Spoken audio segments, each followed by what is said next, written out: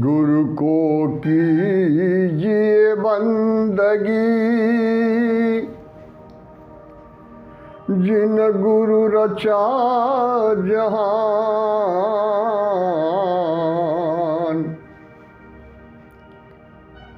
पानी से जो पिंड रचा, अलख पुरुष निरवान। अलख पुरुष निरवानिया, उनको लखै न कोय।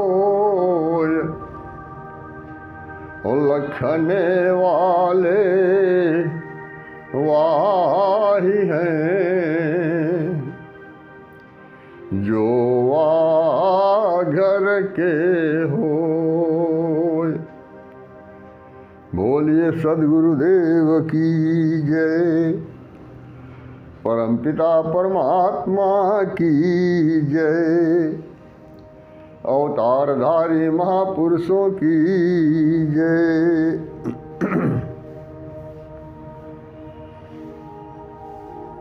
कहते हैं कि जो गुरु संपूर्ण सृष्टि की रचना किए हैं, जो अलग पुरुष निर्वाण है, उनकी बंदगी करने की बात है। और उनको वही लग सकता है जो उनके घर का हो। लेकिन यह प्रश्न उठता है कि वह निर्वाण पुरुष, वह सद्गुरु परमेश्वर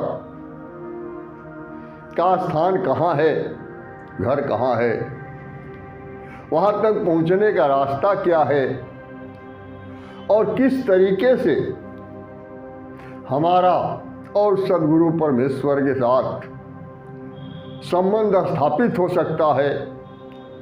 क्योंकि जब तक उस सद्गुरु परमेश्वर के साथ हमारा एकाकार नहीं होगा, जब तक उनका साक्षात्कार नहीं होगा, तब तक हमें यथार्थ का बोध संभव नहीं है।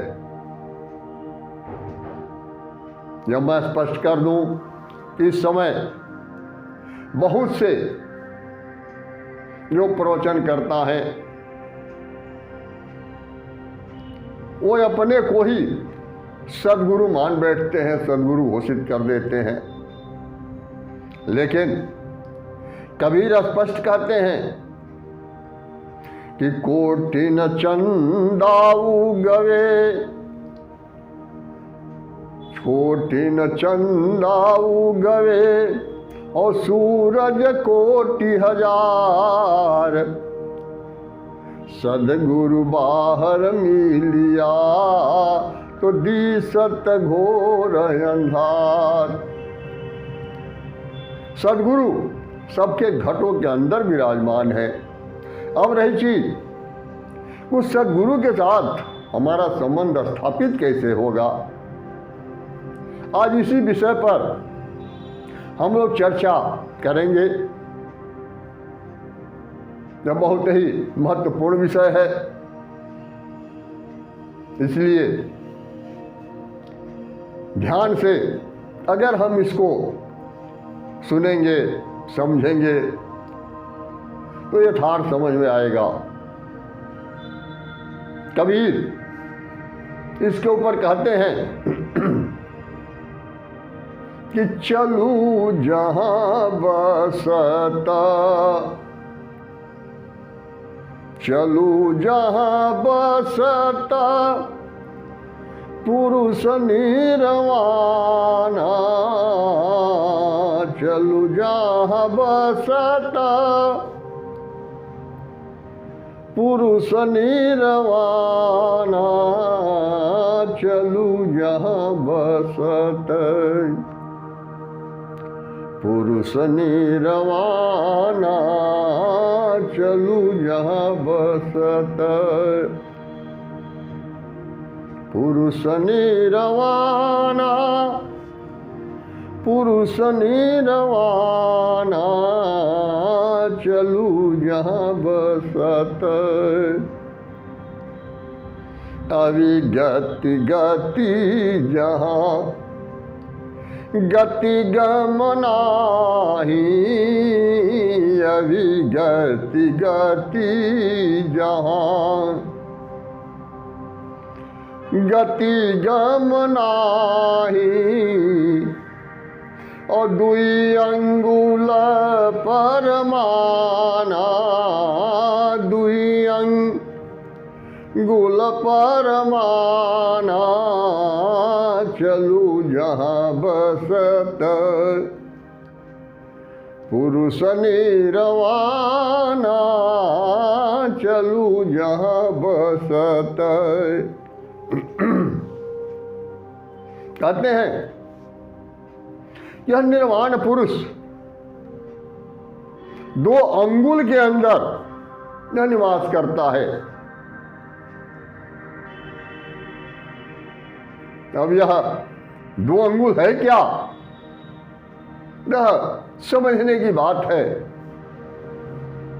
कि दो अंगुल ये है क्या। एक बार बनारस के अंदर काशी में दो कर्मकांडी पंडित से हमारी मुलाकात हुई। वो समझ गए कि ये कबीर पंथ से जुड़े हुए हैं, तो यही हमसे पूछे कि प्राण का स्थान कहाँ है। तो मैं कहा कि ये बताइए प्राण का स्थान है कहाँ नहीं है, क्या ये तो कोई उत्तर हुआ नहीं, क्योंकि शास्त्रों में लिखा हुआ है अंगुष्ठ प्रमाण, अंगुष्ठ प्रमाण लिखा हुआ है। यह अंगुष्ठ जो प्रमाणिक अंगूठा है वो कितना है, ये जो है अंगूठा प्रमाणिक है जिसका अंगूठा टिप लिया जाता है, और ये है केवल ये दो अंगुल, यही प्रमाणिक है। और इसी को दादू दयाल जी भी कहते हैं कि घी व दूध में रमी रहा, घी व दूध में रमी रहा, और जैसे सब ही ठौर। और दादू बकता बहुत है, और मथी काढ़े कोई और। जिस तरीके से दूध के अंदर घी जो है वो रम रहा है, पूरे दूध के अंदर घी मौजूद है, और कोई भी ये नहीं बता सकता कि दूध में घी है कहाँ। ठीक उसी तरीके से वह सद्गुरु परमेश्वर संपूर्ण सृष्टि के कण कण में वो व्याप्त है, और हमारे संपूर्ण शरीर के अंदर नख से लेकर के और शीश तक विराजमान है। वो हर जगह उनकी सत्ता मौजूद है। लेकिन जैसे दूध को दही जमाने की कला जिसे मालूम है कि कैसे दही जमेगा, तो दूध को दही जमा देता है, और अगर दही जम गई तो वह घी दो अंगुल में आकर के और ऊपर टिक जाता है, और ऊपर से अगर दो अंगुल हटा लिया जाए तो नीचे केवल सीठी बच जाता है, जिसको तरी कहा जाता है, जो कुछ नहीं रहता। और उसी को जब मथ दिया जाता है तो घी उसमें से बाहर निकल जाता है। ठीक उसी तरीके से अगर हमें दही जमाने की कला मालूम है, दही जमाने का मतलब है विचार शून्य की स्थिति। जब तक दूध है तब तक वो हिलता जुलता है, लेकिन जिस समय वो दही जम जाएगा उस समय वो बिल्कुल स्थिर हो जाता है, और जब शांत हो गया तो दो अंगुल में तो घी आ जाता है। ठीक उसी तरीके से जब तक हमारे अंदर विचारों की तरंगें उठती रहती हैं, तब तक हम नहीं उसको समझ सकते और नहीं पकड़ सकते।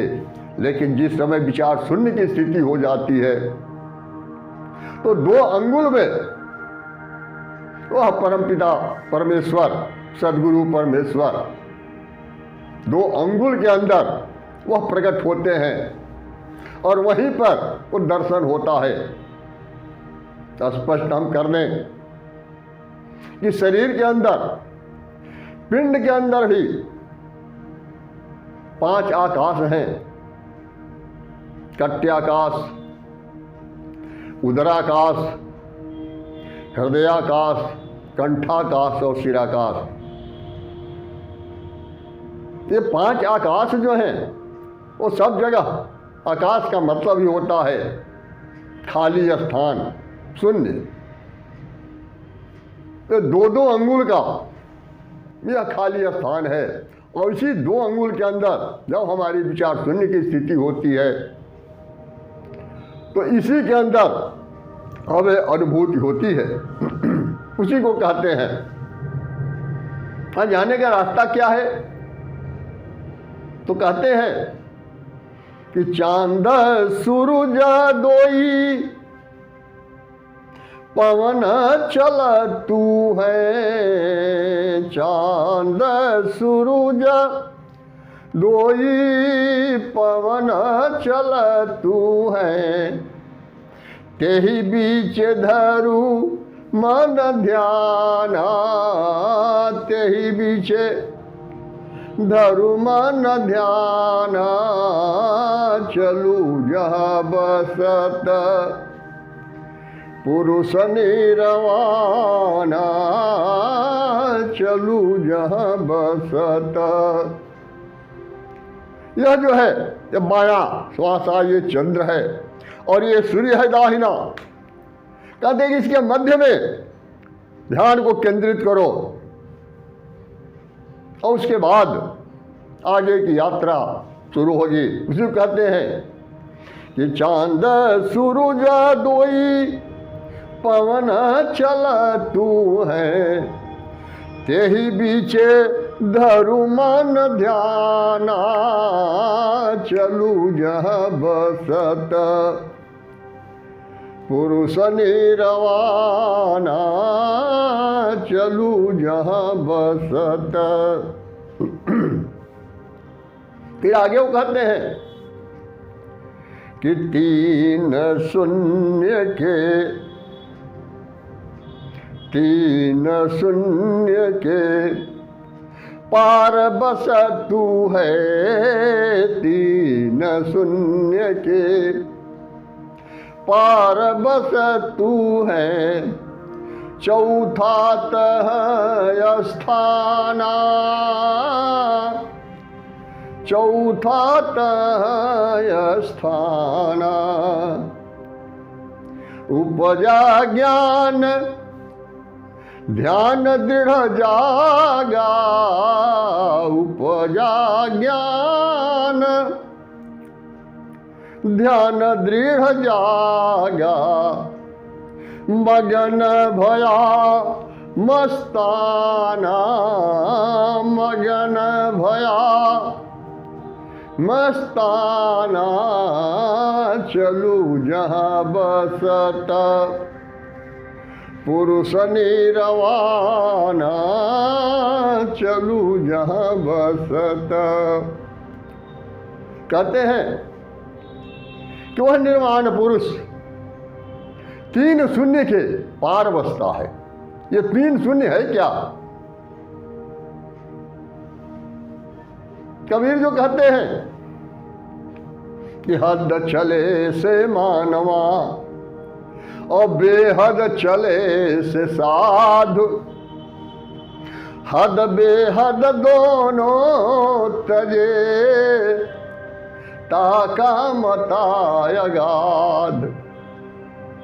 मनुष्य की यात्रा हद तक होती है, एक सीमा तक होती हुई सीमा है मनुष्य की। और वहीं से शरीर छूटता है, यह जीव, यह चेतन वहां तक जाता है और फिर पुनः वापस लौट करके फिर गर्भाशय में उसकी यात्रा शुरू हो जाती है। तो उसकी एक सीमा है, जो सीमा के अंतर्गत जिसकी यात्रा होती है, जीवन यात्रा, उसको मनुष्य कहते हैं, जो कहते हैं हल चले से मानवा। लेकिन इस सीमा से बाहर बेहद के अंदर की यात्रा साधु लोग करते हैं। वे कहते हैं बेहद चले से साध। अब बेहद के अंदर जो बता रहे हैं कि बेहद के अंदर 7 शून्य है। 7 शून्य बेहद के माही, 7 शून्य बेहद के माही, और 7 शंख है 3 की ऊंचाई। 3 शून्य लो काल कहाई, 3 शून्य लो काल कहाई। ओ आगे सत्य पसारा है, आगे सत्य पसारा है। कहते हैं कि इस बेहद के अंदर 3 शून्य तक तो काल का ही पहरा रहता है, और जब तक अकाल नहीं होंगे तो सीधे कहा गया है सत श्री अकाल, सत नाम वाहे गुरु। तो जो निर्वाण पुरुष है वह अकाल है, और वह 3 शून्य के पार चौथे स्थान पर रहता है। उसी चीज को कबीर साहब कह रहे हैं कि 3 शून्य के पार बसा तू है, और चौथा तह स्थाना, चौथा तह स्थाना। उपजा ज्ञान ध्यान दृढ़ जागा, उपजा ज्ञान ध्यान दृढ़ जागा। मगन भया मस्ताना, चलू जहाँ बसत पुरुष निरवाना, चलू जहाँ बसत। फिर आगे कहते हैं कि पोही के डोरी, पोही के डोरी चढ़ो गगन में, पोही के डोरी चढ़ो गगन में, और सुरति धरो सतनामा,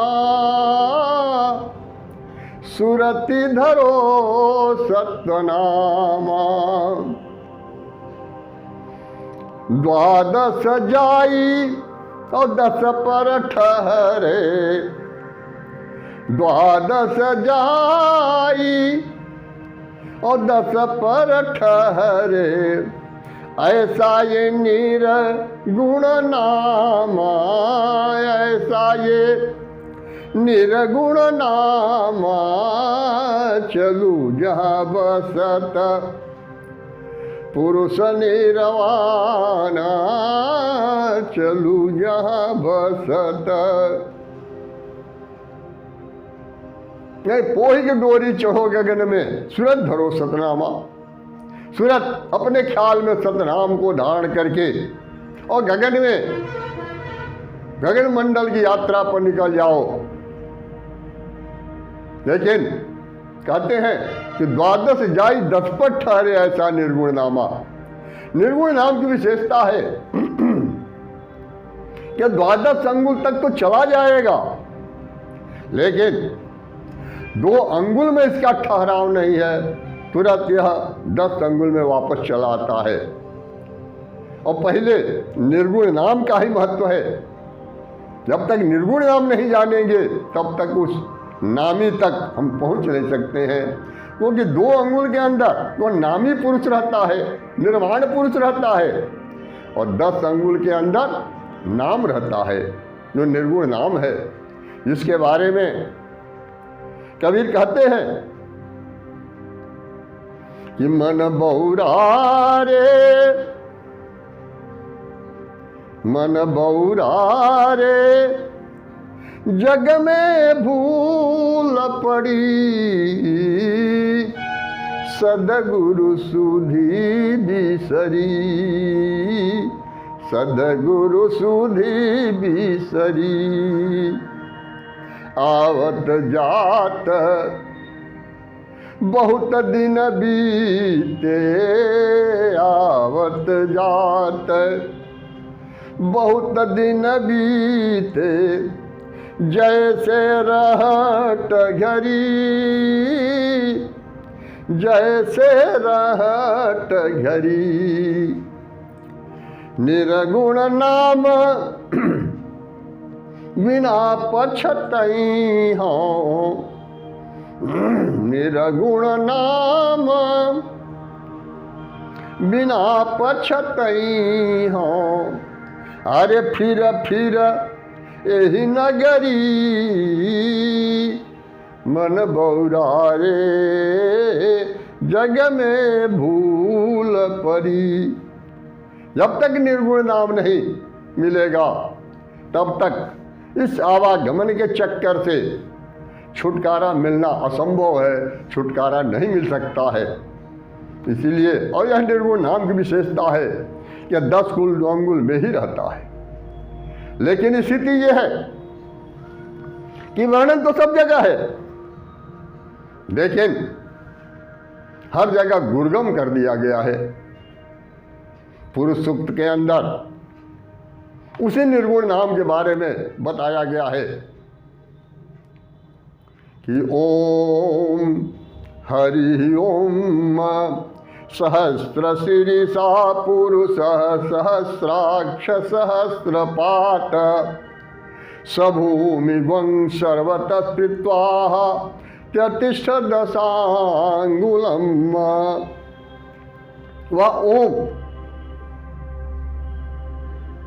असंख्य सिरों वाला, असंख्य भुजाओं वाला, असंख्य नेत्रों वाला, संपूर्ण भूमंडल को आवृत करते हुए, और है कहाँ तो 10 अंगुल में समाहित है। लेकिन इस धरती के सभी ग्रंथों को उलाट करके फेंक देंगे, लेकिन इस 10 अंगुल का रहस्य कहीं भी आपको नहीं मिल सकता है, क्योंकि यह दुर्गम चीज है। और इन तमाम रहस्यमयी चीजों का उद्घाटन मैं उसका स्पष्टीकरण कर रहा हूं, जो अन्यत्र कहीं भी असंभव है मिलना। इसीलिए इन तमाम रहस्यमयी चीजों का उद्घाटन मैं कर रहा हूं आप लोगों के लिए, कि कम से कम इससे आप लोग लाभान्वित हो सके। तो यही 10 अंगुल है। 10 अंगुल में संपूर्ण सृष्टि है, लेकिन 2 अंगुल के अंदर वह रचनाकार निर्वाण पुरुष 2 अंगुल के अंदर रहता है। फिर आगे कहते हैं कि अजर अमर, अजर अमर जहाँ जरा मरण नहीं, अजर अमर जहाँ जरा मरण नहीं। और पहुँचे संत सुजाना, पहुँचे संत सुजाना। बहुत तक चढ़ी चढ़ी के फिर आए, बहुत तक चढ़ी चढ़ी के फिर आए। बिरला जन ठहराना, बिरला जन ठहराना। चलू जहाँ बसत पुरुष निर्वाणा, चलू जहाँ बसत। कहते हैं कि वह स्थान ऐसा है जहाँ अजर अमर अविनाशी सदगुरु परमेश्वर आते हैं, जहां जरा मरण कुछ है ही नहीं है। लेकिन वहां जो संत, सुजान संत होते हैं, जो ज्ञानी संत होते हैं, वही वहां पर पहुंचते हैं। और बहुत से लोग वहां तक पहुंचते हैं, लेकिन अपवाद में कोई कोई होता है जो वहां पर स्थिर हो जाता है, वह ठहरा हो जाता है। तो बहुत से लोग ऐसे हैं जो वहां तक पहुंच करके भी और फिर वापस 10 अंगुल के अंतर्गत चले आते हैं सृष्टि के अंदर, संसार के अंदर। कहते हैं कि सब दैनी रखी, सब दैनी रखी, परखी छवि झलके, सब दैनी रखी, परखी छवि झलके, और सुमिरन मूल ठिकाना, सुमिरन मूल ठिकाना। उलटी पवन खट चक्कर वेद है, अरे नैनन पियत अघाना, नैनन पियत अघाना, चलू जहाँ बसत पुरुष निरवाना, चलू जहाँ बसत। मैंने शब्द निरख परख छब झलके, सुमिरन मूल ठिकाना। जहां जहां भी खाली स्थान है, वहां वहां शब्द विराजमान है। शब्द निरखी परखी छवि झलके, और सुमिरन मूल ठिकाना। उलटी पवन खट चक्कर वेद है, अरे नैनन पियत अघाना, चलू जहाँ बसत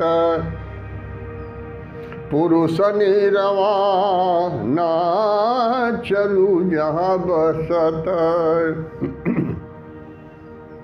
तो इस हमारे कायागढ़ के अंदर जहाँ जहाँ भी आकाश है, शून्य है, खाली स्थान है, वहाँ वहाँ अनेक प्रकार के शब्द गूंज रहे हैं। इसलिए कहते हैं कि शब्द निरख परखी छवि झलके। शब्द को हर स्थान से भिन्न भिन्न तरह की ध्वनि निकलती है। उन तमाम ध्वनियों को निरख परख करके और वहाँ के छवि को, अनेक प्रकार के दृश्य वहाँ अनुभूत होती है, दिखाई देते हैं। लेकिन हमारा ध्यान मूल ठिकाने पर रहना चाहिए। सुमिरन मूल ठिकाना, जो गुरु द्वारा दिखा दिया जाता है। और कहते हैं उलट पवन खट चक्कर वेद है। अपने प्राणवायु को ऊर्ध्वगामी करके और 6 चक्र जो पिंड के अंदर हैं, नीचे मूलाधार चक्र, उसके बाद जनेंद्रिय पर स्वाधिष्ठान चक्र, नाभि कमल में मणिपूरक चक्र, हृदय के अंदर अनाहत चक्र, कंठाकाश पर विशुद्धि चक्र और नेत्रों के मध्य आज्ञा चक्र। तो यह जो है भ्रू मध्य में आज्ञा चक्र है। तो यह तीनों 6 चक्रों का भेदन करते हुए, और जो सुमिरन है वो मूल स्थान पर होना चाहिए। फिर आगे कहते हैं कि शब्द शब्द प्रगट भय बाहर शब्द शब्द, प्रगट भय बाहर और कही गए वेद पुराना, कहे गए वेद पुराना। कहे कबीर सुनो भाई साधो, कहे कबीर सुनो भाई साधो, शब्द में सुरति समाना, शब्द में सुरति समाना। चलू जहाँ बसत पुरुष निर्वाणा, चलू जहाँ बसत। कहते हैं कि तमाम वेद पुराण से लेकर के जितने ग्रंथ हैं सब एक ही चीज कहते हैं कि शब्द से ही शब्द की उत्पत्ति हुई है।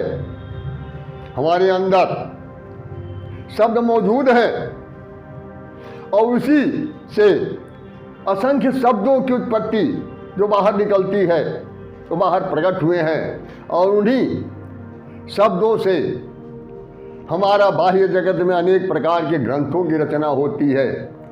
इसलिए जो कहते हैं कबीर कि जो मूल शब्द है वहाँ पर अपने ख्याल को केंद्रित करो और सूरत को, ख्याल को उस शब्द में विलीन कर दो, शब्द के साथ एकाकार करो। जो मूल शब्द है, जिस शब्द से अनेकों शब्द बाहर प्रकट होते हैं। इसीलिए तो कबीर बार बार कहते हैं संतों शब्द साधना की जय, शब्द साधना की जय संतों, शब्द साधना की जय। जाहि शब्द से राम प्रगट भये, जाहि शब्द से राम प्रगट भये, ताहि शब्द गहि लीजय संतों, शब्द साधना कीजय। कहते हैं उस शब्द को पकड़ो जिस शब्द से राम प्रकट हुए। राम ये सभी शब्द है, लेकिन राम को प्रकट करने वाला जो शब्द है वो मूल शब्द है और उस शब्द के साथ अपना संबंध जोड़ो। इसलिए ये साधना का जब तक साधना के क्षेत्र में नहीं उतरेंगे, इसीलिए बार बार जो कहा गया है, कबीर जो हर वाणी में कहते हैं कि साधो साधो, साधना करो। और जब तक साधना नहीं करोगे, समर्थ गुरु के सानिध्य में रह करके जब तक साधना नहीं करोगे, तब तक जो है यथार्थ का बोध संभव नहीं है। क्योंकि बाहर जो कुछ भी हम देखते हैं वो चर्म दृष्टि यह माया द्वारा प्रदत्त है, और वह चर्म दृष्टि से जो भी हम देखते हैं सब के सब नश्वर है, कोई भी शाश्वत नहीं है। इसलिए यथार्थ का बोध करना है तो अंतर्मुखी हो करके और सतनाम का सुमिरन करो और अंदर की यात्रा शुरू करो। सतनाम साहेब बोलिए सदगुरुदेव की जय, परमपिता परमात्मा की जय, अवतारधारी महापुरुषों की जय। ज्ञानी को ध्यानी को गुप्त को प्रकट को सकल संत समाज को सत्य नाम साहेब।